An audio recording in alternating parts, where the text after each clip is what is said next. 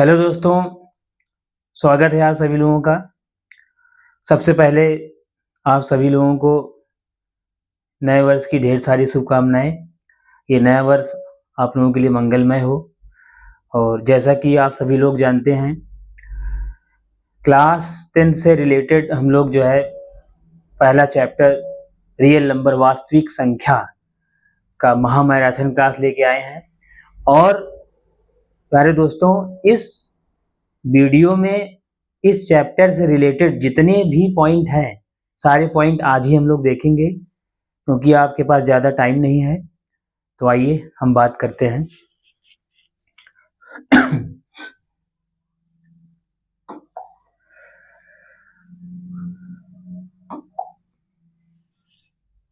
तो सबसे पहला क्वेश्चन ये है,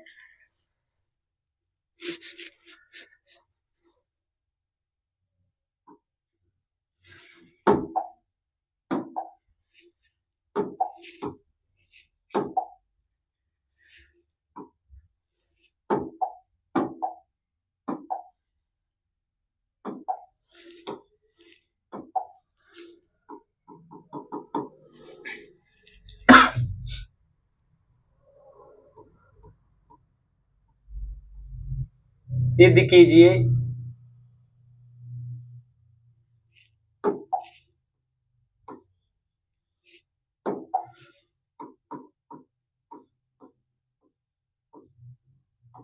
सिद्ध कीजिए कि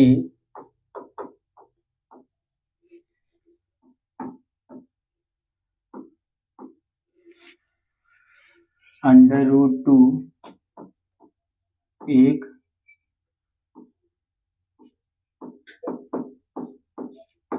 अपरिमेय संख्या है।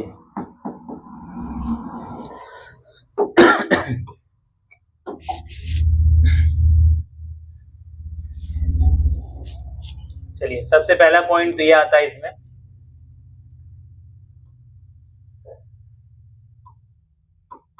माना √2 एक परिमेय संख्या है। अब √2 क्या है? टेढ़ी दो एक परिमेय संख्या है, तो हम लोग इसको क्या मानेंगे? √2 = a/b, जहां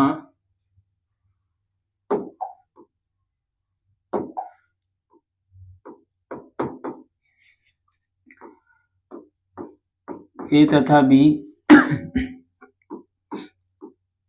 सह अभाज्य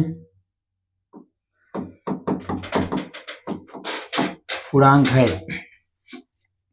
अर्थात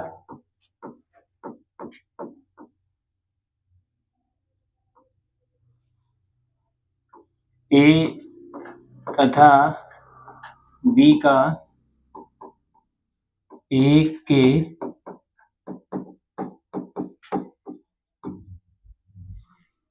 अतिरिक्त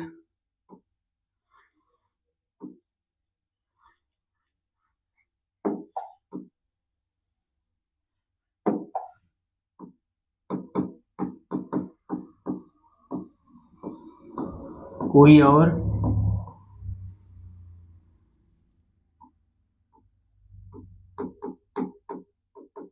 उभयनिष्ठ गुणनखंड नहीं है।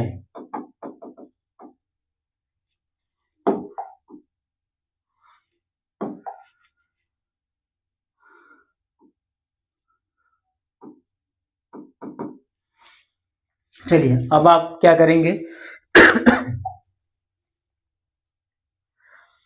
स्क्वायरिंग दी बोथ साइड, दोनों तरफ का वर्क करने पे, तो यहाँ से क्या आएगा?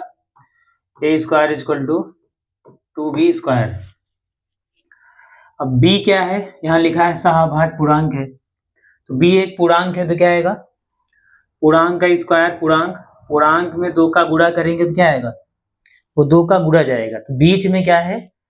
बीच में इक्वल का साइन है। अगर ये संख्या क्या है? 2 का गुणज है, तो ये वाला भी क्या होगा, 2 का गुणज होगा। तो हम ये कहेंगे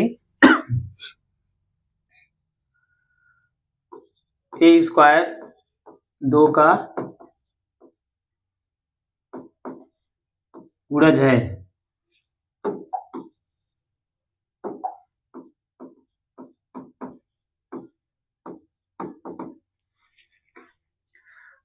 इसलिए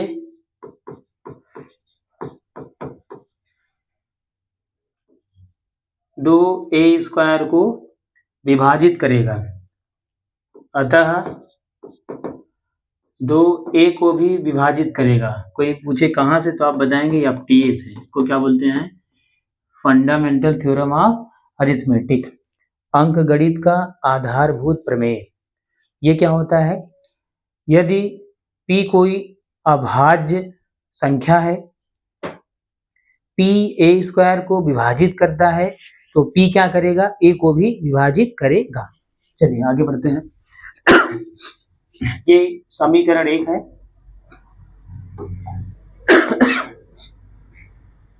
अब यहाँ से 2a को विभाजित करेगा, इसका मतलब क्या है, a 2 का गुणज हो गया, यानी a बराबर 2c। यहाँ लिख दीजिएगा c क्या है, c belonging to the integer. तो a का मान 2c यहाँ रखो, तो आएगा 2c का स्क्वायर बराबर 2b स्क्वायर, तो आएगा 4c square is equal to 2b square. तो ये और ये cancel out, b square is equal to 2c square. तो फिर वही है, c क्या है, इंटीजर है, इंटीजर का स्क्वायर क्या होगा, इंटीजर, इंटीजर में 2 का गुणा करेंगे तो क्या आएगा, ये आएगा 2 का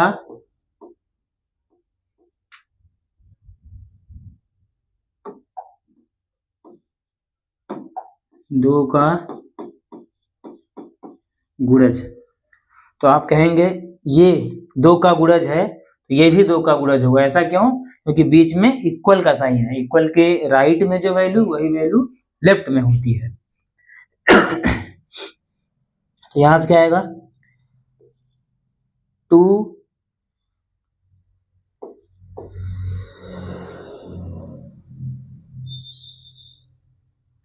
चलिए 1 मिनट,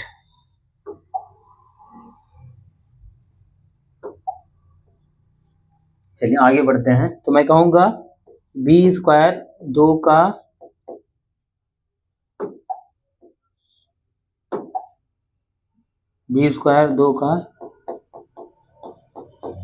गुणज है, इसलिए 2 p स्क्वायर को विभाजित करेगा, अतः 2 b को भी विभाजित करेगा। कोई पूछे कैसे, तो आप क्या बताएंगे, एफटीए से, फंडामेंटल थ्योरम ऑफ अरिथमेटिक से, अंकगणित के आधारभूत प्रमेय से। आगे बढ़ते हैं। तो यहां से ये क्लियर हो गया कि 2 जो है ए और बी दोनों का क्या है, एक अभाज्य गुणनखंड है, उभयनिष्ठ अभाज्य गुणनखंड है। तो आप कहेंगे 2 ए तथा बी का उभयनिष्ठ अभाज्य गुणनखंड है, जो कि इस तथ्य का विरोधाभास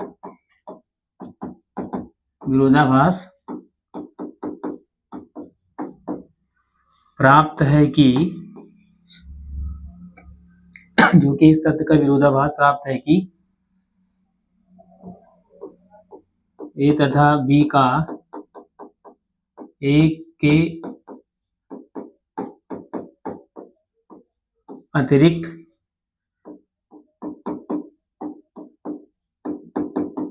कोई और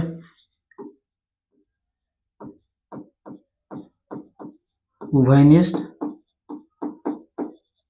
गुणनखंड नहीं है। तो यदि जो हम माने हैं ये सही रहा होता कि √2 एक परिमेय संख्या है, तो ए और बी का एक के अलावा कोई और उभयनिष्ठ गुणनखंड नहीं आता। यहाँ पे ए और बी का एक के अलावा एक के अतिरिक्त उभयनिष्ठ गुणनखंड आ गया है। इसका मतलब जो हम माने हैं वो सही नहीं है। अतः या फिर ये कह सकते हैं इसलिए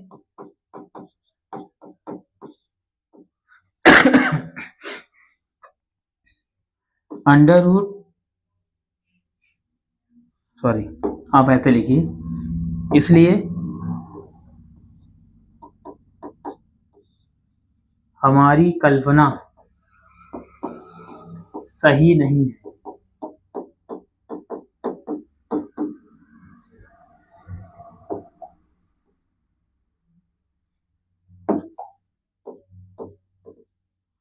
तो आप चाहे कह दीजिए हमारा तथ्य या कल्पना कह दीजिए या कथन कह दीजिए, इसलिए हमारी कल्पना सही नहीं है। अतः कैडी में 2 एक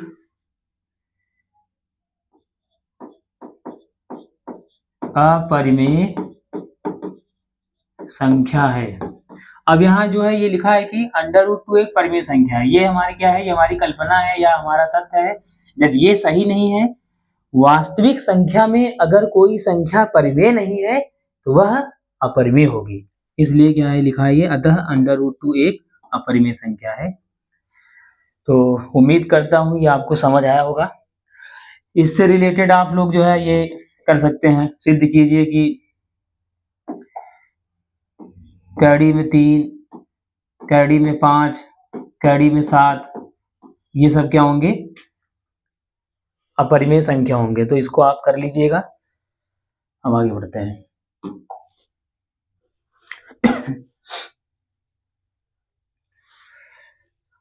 उसी से रिलेटेड ये अगला टाइप है।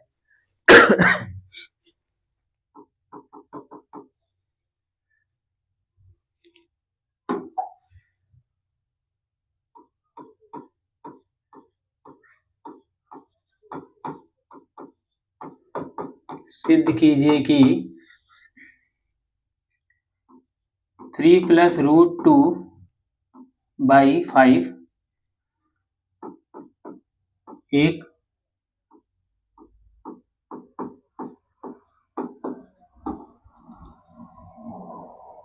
अपरिमेय संख्या है। चलिए इसको कैसे करेंगे देखिए। सबसे पहले आप मान लो, माना 3 + √2/5 एक परिमेय संख्या है। अब अगर ये परिमेय संख्या होगा तो इसे हम लोग a/b के रूप में लिखेंगे। a/b बराबर क्या आएगा, 3 + √2/5। अब यहां लिख दीजिएगा,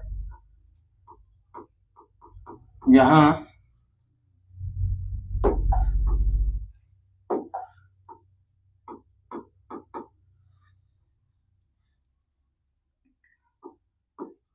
ए तथा बी सह अभाज्य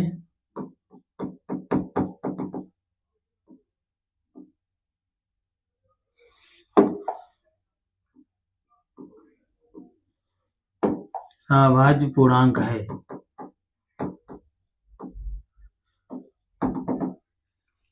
चलिए, तो जब भी ऐसा क्वेश्चन कभी दिया जाए तो आप क्या करेंगे, जैसे हमने प्रूव किया कि √2 क्या है, एक अपरिमेय संख्या है, तो आप बराबर के एक तरफ √2 को बनाइए। चलिए देखते हैं। तो इस पहले तो 5 का मल्टीप्लाई कर दो इसमें, तो 5a/b, ये क्या है, 3 + √2। अब इस 3 को इस तरफ कर लो, तो 5a/b - 3, ये आएगा √2। अब देखो वन साइड आपको √2 दिख रहा है सर, तो इस b का भी मल्टीप्लाई करो, तो 5a -3b अपान b बराबर करड़ी में 2 मिलेगा आपको। अब देखिए, अब आप ये कहेंगे इस यहाँ पे क्या दिख रहा है, 5 है, 3 है, a है, b है और यहाँ कौन है 1। तो आप कहेंगे 5, 3, 1, a और b ये सब के सब क्या है, ये अभाज्य पूर्णांक है। क्या है? अब देखिए, चलिए a और b तो यहाँ लिखा है ऐसा अभाज्य पूर्णांक है, इसकी कोई दिक्कत नहीं है। तो पूर्णांक का गुणा पूर्णांक में, तो ये भी क्या आएगा, ये पूर्णांक आएगा। क्या आएगा? पूर्णांक आएगा। ठीक, और ये पूर्णांक में 3 का गुणा करेंगे तो ये भी पूर्णांक आएगा। अब पूर्णांक में पूर्णांक माइनस करेंगे तो भी पूर्णांक आएगा। अब पूर्णांक अपान पूर्णांक, तो ये क्या आएगा, इसको बोलेंगे परिमेय संख्या। ये क्या मिलेगा सर? तो ये वाला मिलेगा, ये मिलेगा परिमेय। तब तो हम ये कहेंगे, यहाँ लिखेंगे 1 है, 3 है, 5 कामा a तथा b पूर्णांक संख्या है। इसलिए 5a - 3b अपान b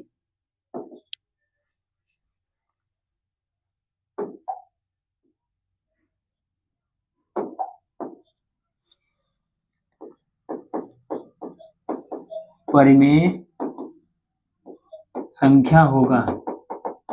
अब अगर ये वाला परिमेय संख्या है तो बीच में बराबर का साइन है तो ये भी परिमेय होगा। तो आप लिखेंगे अतः करड़ी में 2 परिमेय संख्या होगा, जो कि ये सत्य नहीं है, क्योंकि अभी अभी हमने ये सिद्ध किया कि करड़ी में 2 एक अपरिमेय संख्या होता है। तो ऐसा क्यों हो रहा है? क्योंकि हमने यहाँ पे जो कथन माना है वो सत्य नहीं है, जो हमने तथ्य मान लिया है वो हमारा जो तथ्य है वो सही नहीं है। अतः √2 एक परिमेय संख्या होगा, जो कि यहाँ लिखेंगे जो कि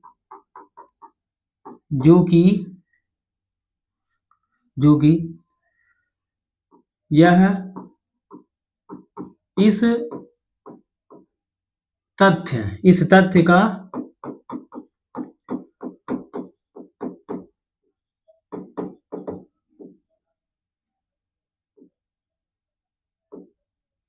चलिए इसको थोड़ा बना देते हैं, इस तथ्य का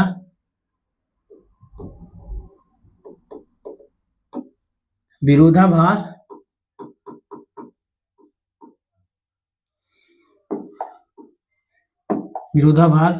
प्राप्त है कि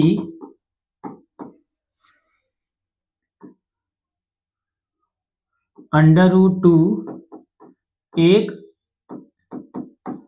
अपरिमेय संख्या है। ये किसका विरोधाभास प्राप्त है? √2 एक परिमेय संख्या है। ये जो लाइन है ये विरोधाभास प्राप्त है किसका? कि √2 एक अपरिमेय संख्या है। चलिए इसका क्या मतलब है?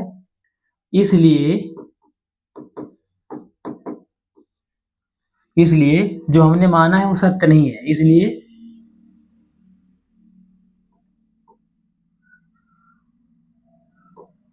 हमारी कल्पना सही नहीं है। तो जो हमने माना है वो गलत है, तो हमने इसको परिमेय माना है, ये गलत है। इसका मतलब ये क्या होगा? अपरिमेय हो जाएगा। तो अतः 3 + √2 अपान 5 एक अपरिमेय संख्या होगा। तो अंडर रूट से रिलेटेड जितने भी क्वेश्चन आपके बोर्ड से रिलेटेड है वो हमने बता दिया है। और रूट से रिलेटेड अगर कोई क्वेश्चन बनेगा तो इससे बाहर नहीं बनेगा। उम्मीद करता हूं कि आप इसको समझ लिए हैं। अब मैं थोड़ा सा आगे बढ़ता हूं।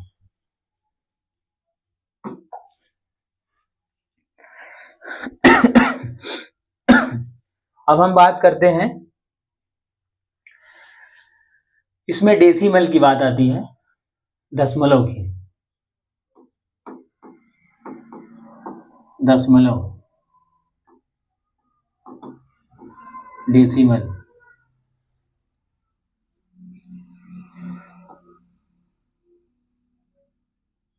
ये क्या होता है? यह एक प्रकार का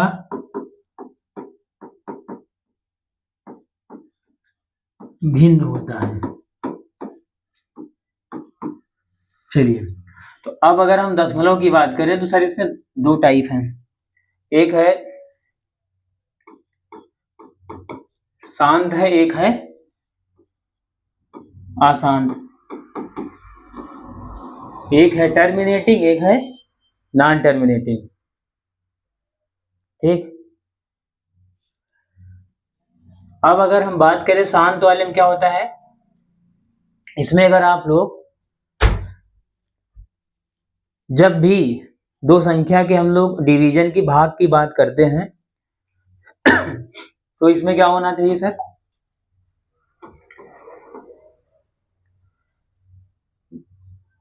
यानी भाग करने पर समाप्त ना हो। समाप्त क्या, ऐसे कहिए, शांत ना हो।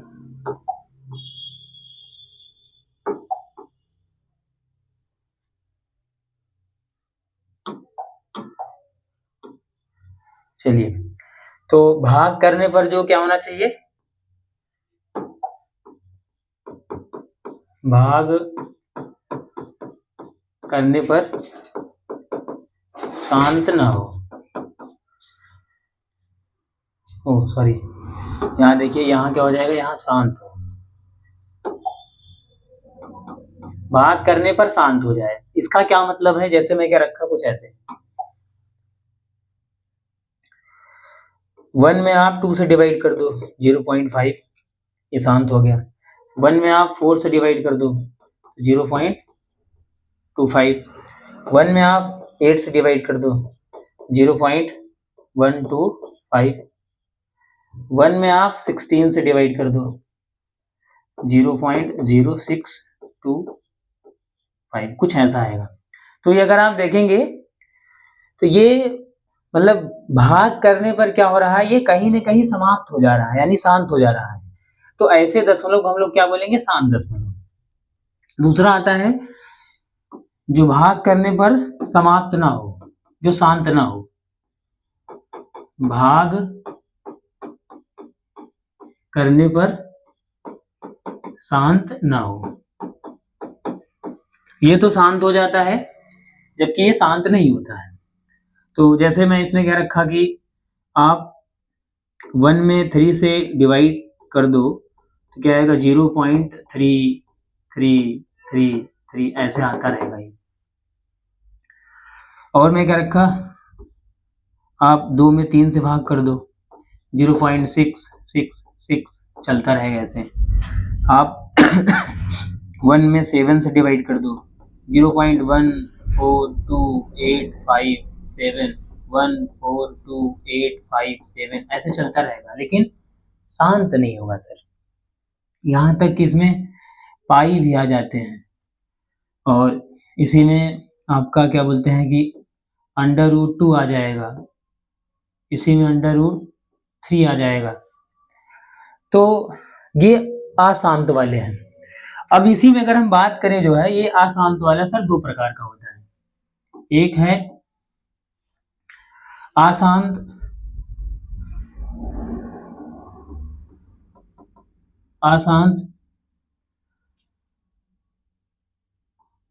अवसानी,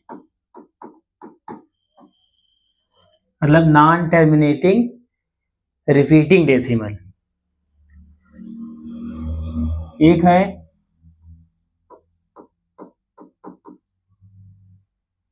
अशांत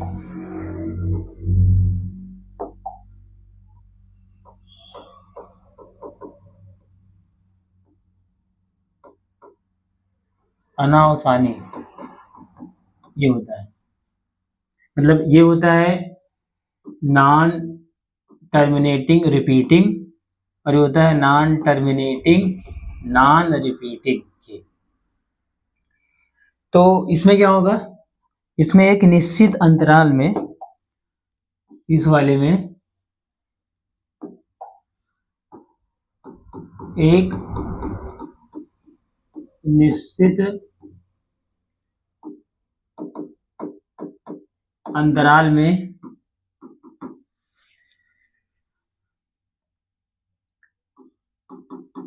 बार बार आते हैं। कौन आते हैं? अंक, डिजिट की बात होती है। जबकि इस वाले में अगर आप देखेंगे, इस वाले में, तो इसमें क्या होगा,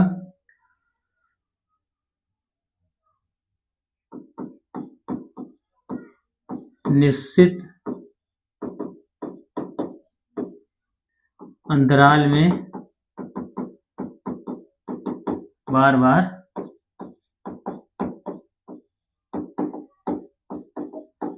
नहीं आते हैं। चलिए थोड़ा और आगे बढ़ते हैं। तो इसके एग्जाम्पल की अगर हम बात करें, जब आप 1 में 3 से डिवाइड किए, 0.3333 इस टाइप का, यहाँ देखें दशमलव के बाद जो ये 3 है वो रिपीट कर रहा है, वो बार बार आता है। जबकि इसमें क्या होगा, जैसे 1 में आप 7 से डिवाइड किए तो 0.1428571428, सॉरी ये भी उसी में आएगा। इस वाले में जैसे √2 हो गया, √3 हो गया, तो आप देखेंगे इसकी वैल्यू आप भाग विधि से निकालेंगे, दशमलव के कितने भी प्लेस तक आप फाइंड कीजिए, ये क्या करेगा, ये रिपीट नहीं मिलेगा सर। ये दशमलव में आपने देखा ये सारे पॉइंट है जो है। अब हम थोड़ा सा और आगे बढ़ते हैं।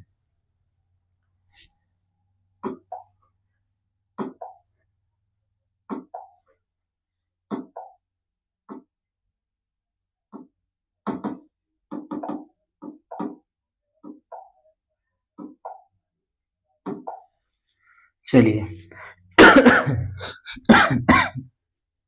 इसमें पहला पॉइंट ये आता है कि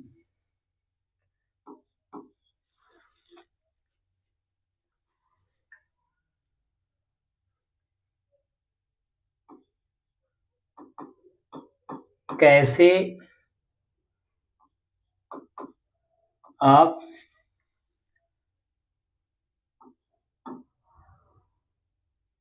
जांच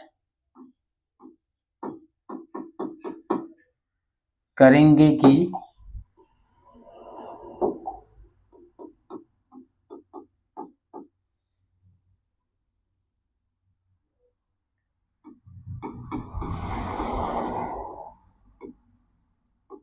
कोई भी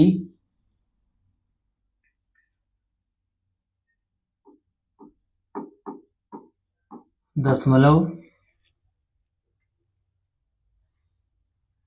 क्या, इसको मैं लिख रहा हूं कुछ ऐसे, कोई भी भिन्न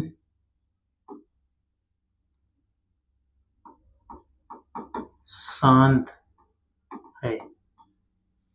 चलिए शांत है, इसके लिए आप समझ लीजिए, सबसे पहला पॉइंट ये है, इसे मान लीजिए ये a बाई बी के रूप में लिखा हुआ है, तो ये जो आपका ये क्या है सर, इसको अंश बोलते हैं, न्यूमरेटर, और ये क्या है आपका, ये हर होता है, इसको बोलते हैं सर डिनोमिनेटर। ये तो ये जो यहाँ पे हर होगा वो 2 की घात m अथवा 5 की घात n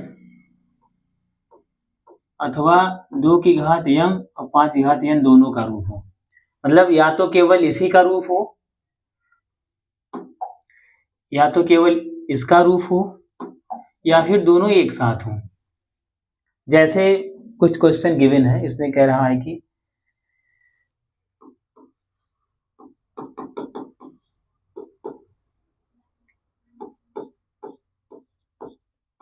निम्नलिखित में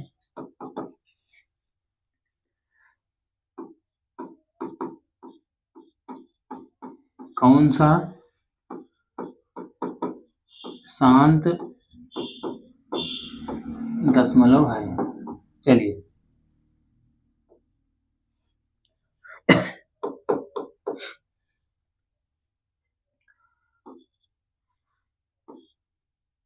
फाइव बाई 8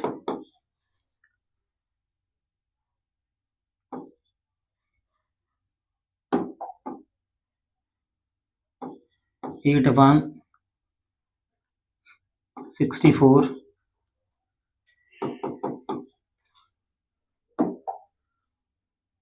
125/625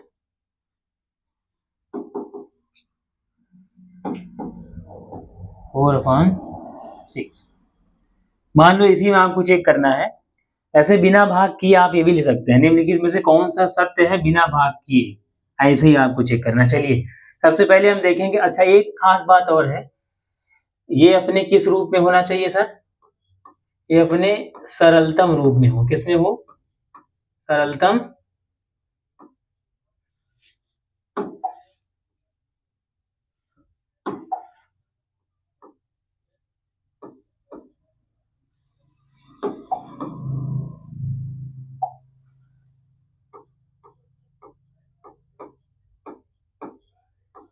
सरलतम रूप में होना चाहिए। किसमें होना चाहिए? सरलतम रूप में। तो आइए देखिए, अब ये अपने सरलतम रूप में है, तो अगर आप देखेंगे तो ये किसके जैसा दिख रहा है? 8 को हम 2 की घात 3 लिख सकते हैं। केवल 2 की ही घात यहाँ पे दिखाई पड़ रही है, इसलिए हम कहेंगे ये क्या होगा? शांत होगा। क्या होगा सर? शांत होगा। अब अगर आप चेक करना चाहते हैं कि ये वास्तव में शांत है या नहीं है, तो आइए हम भाग दे के देखते हैं। ये 5 है, 5 में आप 8 का भाग दे के देखिए। सर डेसिमल ले जाएंगे तो यहाँ क्या आएगा? 0। तो अब 8 का इसमें भाग करो, कितना आएगा? 8 छंग कितना होगा सर? 48 हो जाएगा। और ये कितना आएगा सर? 2। फिर यहाँ 0, तो कितना? 8 2 जा, यहाँ पे 16, फिर आएगा 4, फिर 8 5 जा। तो इस तरीके से आप देखेंगे ये शांत हो गया सर। तो आपने क्या देखा कि जो 5/8 की वैल्यू है वो 0.625 आ रहा है। ठीक है, तो इसका क्या मतलब है? वो भी दशमलव के 3 स्थान पे क्या हो गया है? ये शांत हो गया है। तो इसका क्या मतलब है? यहाँ देखो, जो 2 की घात 3 है, ये जो पावर यही तय कर दे रहा है कि ये दशमलव के 3 स्थान पे शांत हो जाएगा। चलिए आगे बढ़ते हैं। ऐसे ही यहाँ पे तो इसको काटेंगे सर, 8 8 जा 64, तो 1/8 आ जाएगा। तो अब आप यहाँ देखेंगे तो ये 8 क्या है? 2 की घात 3 है, तो केवल 2 की ही घात दिख रही है। इसका मतलब क्या होगा? ये भी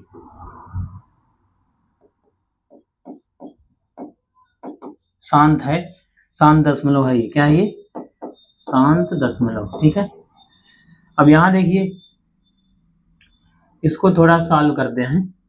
125 5 जा, ये 1/5 आ गया। यहाँ भी केवल 5 की ही पावर दिख रही है।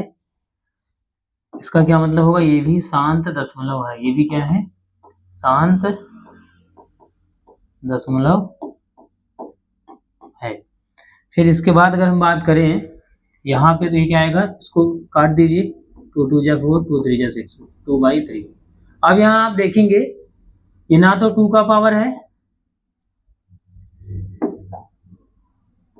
2 का पावर नहीं है पहली बात, ये 5 का भी पावर नहीं दिख रहा है, तो ये तो नहीं चलेगा।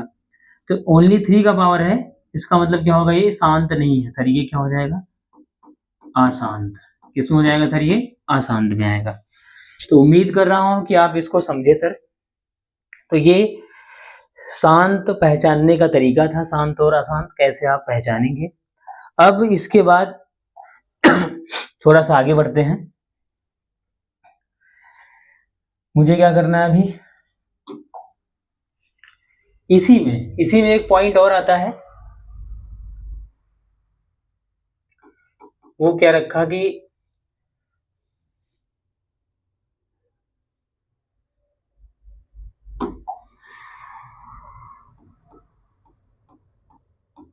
निम्नलिखित को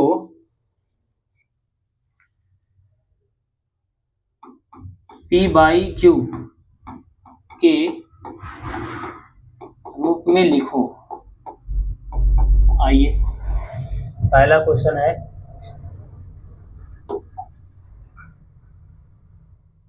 0.213 बार।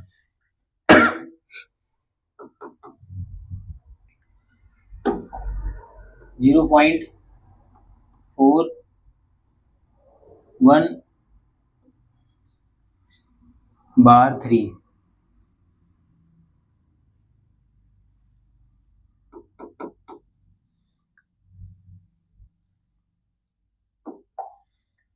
जीरो पॉइंट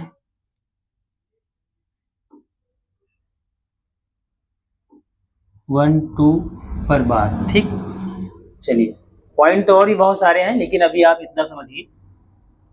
सबसे पहले हम इसको सॉल्व करते हैं। क्या करना है इसमें, x इक्वल टू 0.213 बार। तो सबसे पहले हम ये मान लेते हैं, माना x इक्वल टू ये गिवन है सर। ठीक है,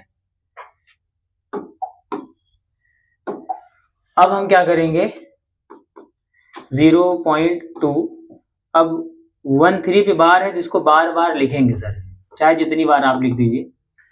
फिर आप देखिए दशमलव के राइट साइड में, दशमलव के दाहिनी तरफ में ऐसे कितने अंक हैं जो बार बार नहीं आते हैं। चलिए ठीक है, देखिए तो दशमलव के राइट साइड में केवल एक ही अंक है, ये जो क्या है सर, ये बार बार नहीं आता है। तो एक अंक होगा, एक अंक होने का मतलब एक जीरो से गुणा करेंगे मतलब 10, 2 जीरो से गुणा करेंगे मतलब है 100 से। जब हम 3 जीरो की बात करेंगे तो 1000 हो जाएगा, इस तरीके से। चलिए ठीक है, आगे बढ़ते हैं। तो यहाँ आप देखेंगे 10 से गुणा कर रहे हैं हम लोग, तो ये 10x, तो क्या होगा, ये 2 इस तरफ आ जाएगा, तो 2.131313। अब आप देखेंगे दशमलव के राइट साइड में अब ऐसे कितने अंक हैं जो बार बार आते हैं। ऐसे ये 2 अंक है, देखिए हर बार यही क्या कर रहा है सर, हर बार यही रिपीट कर रहा है। तो ठीक है, थोड़ा सा और आगे बढ़ते हैं हम लोग। अब हम क्या करेंगे, अब ऐसे 2 अंक है, इसका मतलब अब इसी में 2 जीरो से और यानी 100 से गुणा करेंगे, तो कितना आ जाएगा, 1000। और ये 13 इधर आएगा, तो 213.1313। ये और आगे भी ऐसे हैं। अब हम क्या करेंगे, सबसे लास्ट वाले में उसके पहले वाला माइनस करेंगे, तो इसमें से इसको माइनस कर दो सर। तो अब देखिए ये 1000 में 10 माइनस करेंगे, कितना आएगा, 990x, तो इतना मिल जाएगा। और ये माइनस करना है, इसको भी माइनस हम साइड में करते हैं, 213.1313 और आगे भी ऐसे। और ये क्या है, 2.131313। तो ये जरूरत के हिसाब से है, ये तो डेसिमल के इधर वाले सब कट जाएंगे, तो 3 माइनस 2 ये 1, ये आएगा, ये इस तरीके से आ जाएगा। x की वैल्यू 2111990। इसको और आप सिंप्लीफाई कर सकते हैं सर। उम्मीद करता हूँ ये आपको अच्छे से समझ आया है। चलिए थोड़ा सा और आगे बढ़ते हैं। अभी आपको क्या करना है सर, ये वाला देख लीजिए।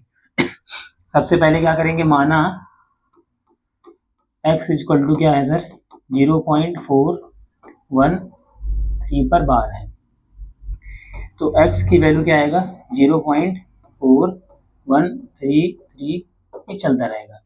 अब फिर वही कहानी है, दशमलव के राइट साइड में ऐसे कितने अंक हैं जो बार बार नहीं आते हैं, पहले वो चेक करेंगे सर हम। अब क्या करना है, इसके राइट साइड में देखो 2 अंक हैं जो रिपीट नहीं कर रहे हैं सर, तो 2 जीरो से यानी 100 से मल्टीप्लाई कर दो, तो ये आएगा 41.33 और आगे भी ऐसे। इसमें और भी 3 बना सकते हैं आप, यहाँ भी ऐसे बना सकते हैं। चलिए अब क्या करना है, दशमलव के राइट साइड में ऐसे कितने अंक जो बार बार आते हैं। अब अगर आप देखेंगे इसमें क्या है सर, ये 3 है, देखो ये भी वही है, ये भी वही है, ये भी 3 है, तो ये बार बार रिपीट कर रहा है। अब हम क्या करेंगे, दशमलव के दाहिनी तरफ अब सिर्फ एक अंक है जो बार बार आता है, तो अब इसमें एक जीरो से गुणा करेंगे तो ये हो जाएगा 1000, तो ये इधर आ जाएगा 413.333 कुछ इस तरीके से। अब माइनस कर दो, तो 1000 में से 100 माइनस करेंगे कितना आएगा, ये 900, और ये सब तो कट जाएंगे, 3 माइनस 1 2, तो ये 11 माइनस कितना 4, तो क्या हो जाएगा सर 7, और ये कितना है सर 3, तो 372 हो जाएगा। देख लो गलती नहीं है, 3 माइनस 1 2, एक इसको देगा ये, तो क्या हो जाएगा ये 11 माइनस 4 7, और ये 3, ठीक है। तो x की वैल्यू कितना है इधर से 372900, तो अभी भी ये 3 से कैंसिल आउट हो जाएगा, 3 1 जा 3 2 जा 6 3 4 जा 12, और ये कितना आएगा 300। तो इस तरीके से अभी काटना हो तो और भी काट सकते हैं आप इसको, ठीक है। अभी ये 2 से भी कैंसिल आउट होगा, लेकिन आप और इसके आगे कर सकते हैं। उम्मीद कर रहा हूँ कि इसको आप समझे। अब ये देख लीजिए, इसमें भी क्या करेंगे सर, माना x इक्वल टू 0.12 पे क्या है सर बार है, तो जिस पे बार लगा होता है सर इसको बार बार लिखते हैं, 1 2 1 2 1 2 ऐसे। इस बार आप देखेंगे तो डेसिमल के राइट साइड में ऐसे कितने डिजिट हैं जो बार बार रिपीट नहीं करते हैं, तो ऐसे कोई नहीं है, यहाँ सब रिपीटेड वाले हैं। तो जब वो ना हो तो उसको छोड़ देते हैं सर, उसके बाद वाला स्टेप देखेंगे। तो अब हम दोबारा चेक करेंगे कि डेसिमल के राइट साइड में ऐसे कितने अंक हैं जो बार बार आते हैं सर। तो ऐसे 2 लोग हैं सर बार बार आ रहे हैं, तो हम लोग 2 जीरो से यानी सर 100 से गुणा करेंगे, तो ये आ जाएगा इधर, और आगे भी ऐसे। तो अब यहीं पे माइनस हो जाएगा सर, ये कितना हो जाएगा 99x, और ये तो कैंसिल आउट, ओनली 12 माइनस 0 तो आएगा 12, तो x की वैल्यू होगी 12/99। तो ठीक है आगे बढ़ते हैं, तभी ये कैंसिल आउट होगा, 3 4 जा 12, 3 3 जा 9, 3 3 जा 9, तो ये 4 क्या आएगा सर 33 आएगा। उम्मीद करता हूं कि आप समझे इसको। थोड़ा सा आगे बढ़ते हैं। अब जैसे ये क्या रखा है, इसको भी आपको क्या करना है सर, 0.142857 को क्या करना है, PYQ, ठीक है, PYQ के रूप में बदलो। ये लॉजिक है सर, आइए इसको भी देख लेते हैं। अब क्या करना है, सबसे पहले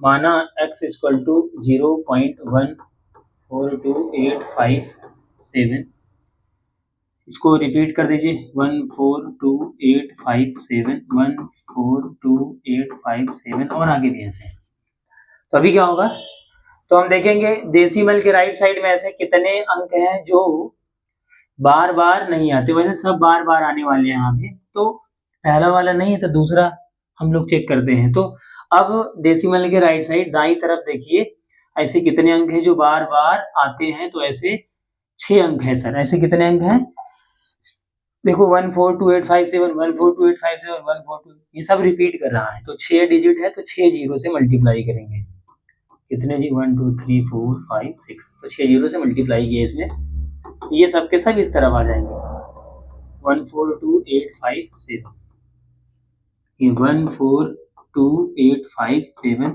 1428571 कुछ ऐसे।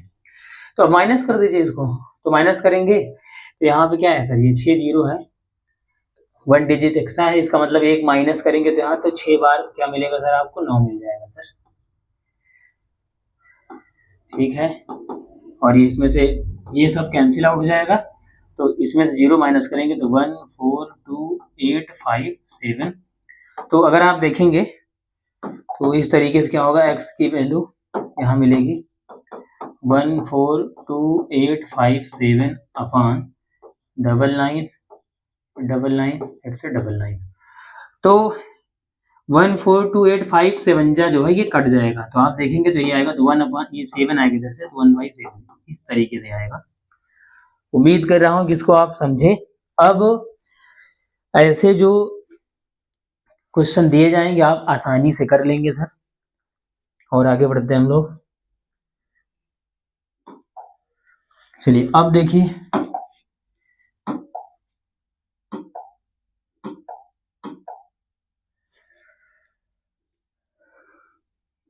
चलिए ये क्वेश्चन देखिए, कह रहा है कि जांच कीजिए कि क्या किसी प्राकृतिक संख्या n के लिए संख्या 6 की घात n अंक 0 पर समाप्त हो सकती है।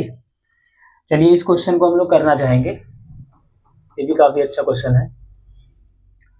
क्या कर रखा उसने,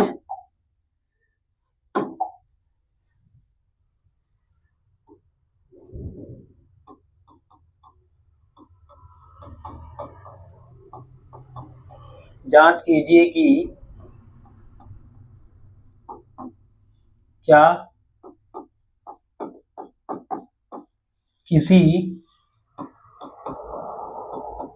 प्राकृतिक संख्या n के लिए संख्या 6 की घात n अंक 0 यानी 0 पर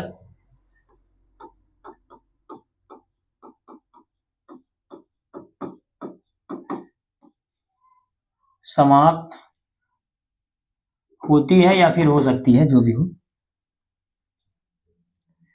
चलिए इसको सॉल्व करके देखते हैं। सबसे पहला पॉइंट यह है कि आप कुछ भी नहीं करना है आपको, आप इसमें जो 6 लिखा है वो लिख दीजिए।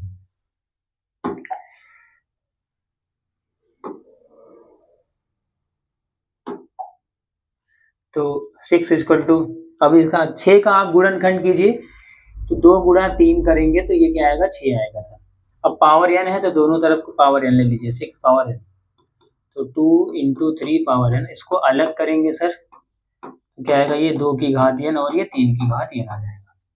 सबसे पहला पॉइंट ये है, तो आपको ये पता होना चाहिए, जैसे मैं क्या रखा सर 2 में मैं 1 का गुणा करूँ तो मुझे ये मिलेगा सर, 2 में मैं 2 का गुणा करूंगा तो मुझे सर 4 मिलेगा, 2 का गुणा 3 के साथ करेंगे तो सर 6 मिलेगा, 2 का गुणा 4 के साथ करेंगे तो सर 8 मिलेगा, 2 का गुणा जो है 5 के साथ करेंगे तो 10 मिलेगा। एक जानकारी यहाँ से आपको मिल रही है, जब कभी भी आपको ऐसा लगता है कि इकाई अंक शून्य होना चाहिए, इकाई अंक शून्य होने के लिए कम से कम 1 2 चाहिए और कम से कम 1 आपको 5 चाहिए सर, तभी ऐसा होगा। इकाई अंक शून्य लाने के लिए कम से कम 1 2 चाहिए और कम से कम 1 5 चाहिए। तो इसका मतलब यहाँ अगर आप देखेंगे 6 की घात n के अभाज्य गुणनखंड में केवल 2 दिख रहा है, 5 नहीं दिख रहा है, तो हम यहाँ से क्या कहेंगे, यहाँ से हम यही कहेंगे 6 की घात n के अभाज्य गुणनखंड में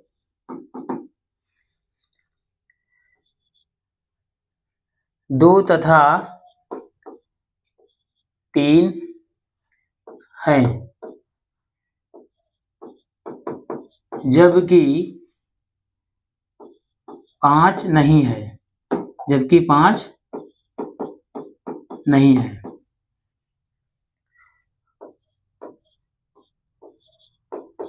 हम जानते हैं कि जब कभी ये लिखे, इसका मतलब जो हम पहले से जानते हैं, हम जानते हैं कि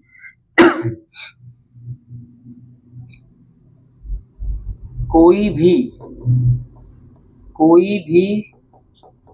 संख्या 0 पर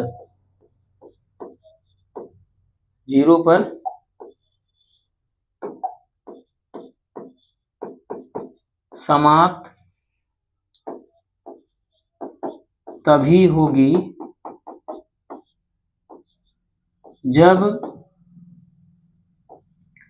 2 तथा 5 दोनों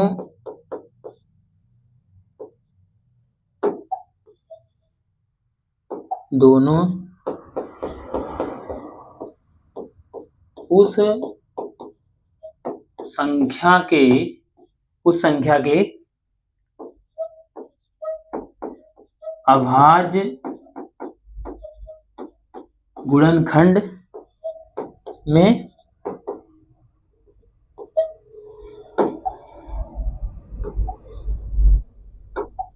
क्या होंगे सर? शामिल होंगे। तो यहाँ पे अगर आप देखेंगे तो 6 की घात n में जो अभाज्य गुणनखंड है वो 2 है और 3 है, तो 5 तो कहीं है ही नहीं है। इसलिए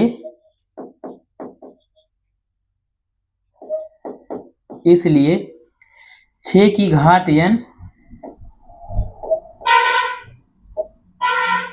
किसी भी प्राकृतिक संख्या के लिए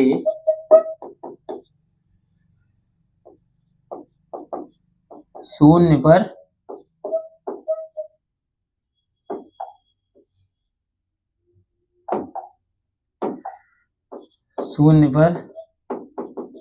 समाप्त नहीं होगा। तो इससे रिलेटेड भी कई सारे क्वेश्चन बनते हैं, उम्मीद कर रहा हूं इसको आप अच्छे समझे हैं। अब हम थोड़ा सा और आगे बढ़ते हैं। अब इस चैप्टर का एक लास्ट क्वेश्चन बनता है सर, वो है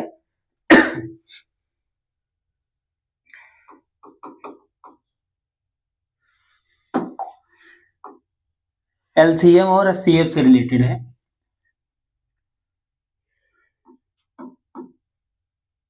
दो संख्याओं का गुणनफल जो होता है वो उसके एलसीएम और एचसीएफ के क्या होते हैं सर? गुणनफल के बराबर होते हैं। अब जैसे इसने कहा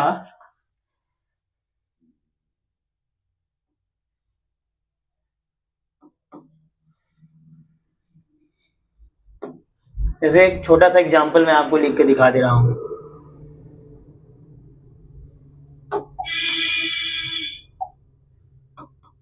मैं क्या रखा कि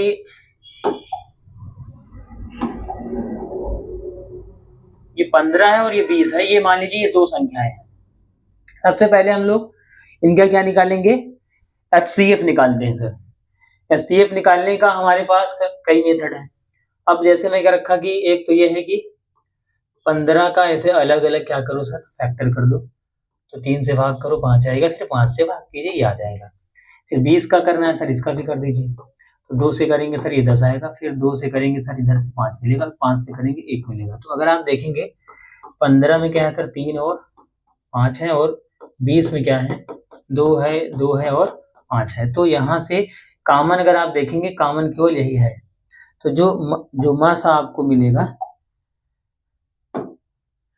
जो यहाँ से मासा जो मिलेगा, जो आपको हाईएस्ट कॉमन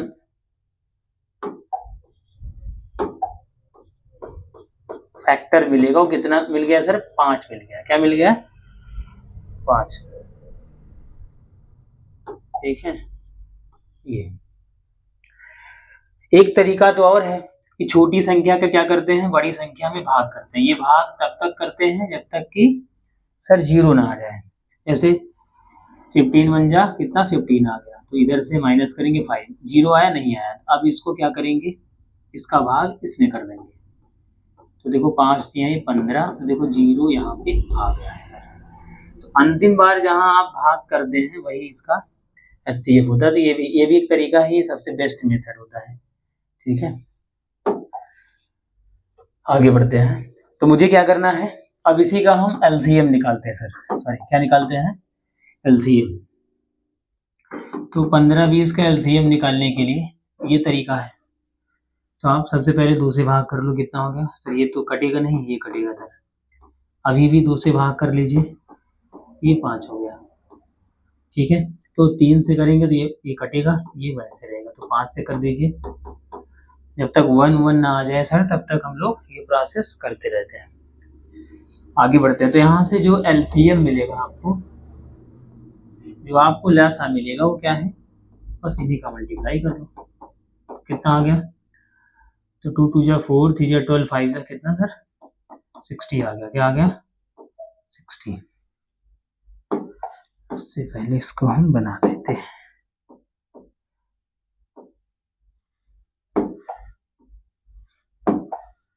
2 2 3 इंटू 5, तो ये आ गया है सर। तो अगर आप चेक करना चाहते हैं तो वो जो संख्याएं देखिए, गुणनफल, संख्या का गुणनफल अगर हम देखेंगे तो क्या आएगा, 15 गुणा 20 कितना आएगा सर, ये तो 300 हो जाएगा। और एलसीएम इंटू जो